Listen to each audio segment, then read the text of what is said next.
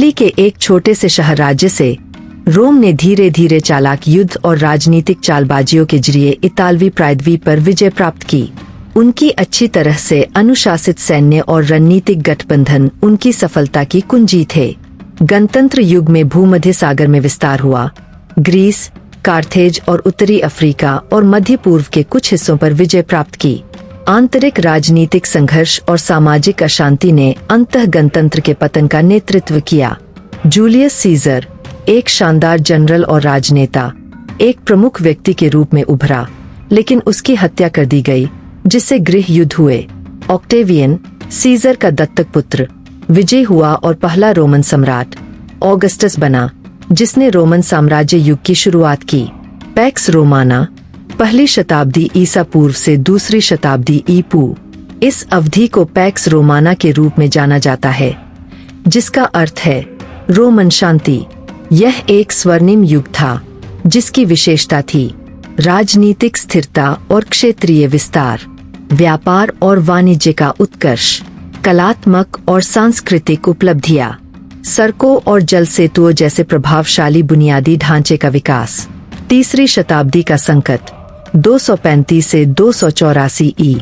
यह अवधि एक महत्वपूर्ण मोड़ साबित हुई। साम्राज्य ने सामना किया लगातार नेतृत्व परिवर्तन और गृह युद्ध, आर्थिक अस्थिरता और मुद्रास्फीति, सीमाओं पर बर्बर आक्रमण। पश्चिमी रोमन साम्राज्य का पतन तीसरी से 5वीं शताब्दी ई। साम्राज्य को अपनी विशाल सीमाओं और आंतरिक सामंजस्य को बनाए रखने के लिए संघर्ष करना पड़ा। ईसाई धर्म के उदय ने पारंपरिक रोमन धर्म और सामाजिक व्यवस्था को चुनौती दी। विसिगोथ जैसी जर्मनिक जनजातियों ने सीमाओं को लगातार खतरे में डाला। साम्राज्य अंततः 395 ई में पूर्वी और पश्चिमी हिस्सों में विभाजित हो गया। पश्चिमी रोमन साम्राज्य को बार बार बर्बर आक्रमणों का सामना करना पड़ा। 410 ई में रोम को विसिगोथ्स द्वारा लूट लिया गया, जो एक प्रतीकात्मक झटका था।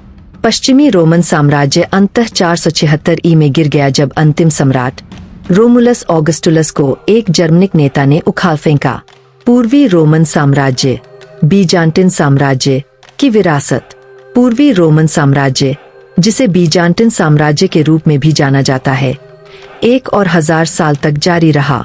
इसने रोमन संस्कृति और परंपराओं को संरक्षित किया और पूर्व से आगे के आक्रमणों के खिलाफ एक घर के रूप में कार्य किया। पतन के कारण जटिल है और इतिहासकारों द्वारा उन पर बहस की जाती है, लेकिन कुछ प्रमुख कारकों में शामिल है सैन्य गिरावट और बर्बर आक्रमण, राजनीतिक अस्थिरता और कमजोर नेतृत्व, मुद्रास्फीति और अधिक खर्च जैसी आर्थिक समस्याएं, सामाजिक असमानताएं और नागरिक गुणों का नुकसान। ईसाई धर्म का उदय, जिसने पारंपरिक रोमन मूल्यों को चुनौती दी। रोमन साम्राज्य की कहानी आज भी हमें रोमांचित करती है। इसकी विरासत कानून, सरकार, वास्तुकला, भाषा और दर्शन में स्पष्ट है। आपको क्या लगता है कि रोम के पतन का कारण क्या था? नीचे टिप्पणियों में अपने सिद्धांत साझा करें।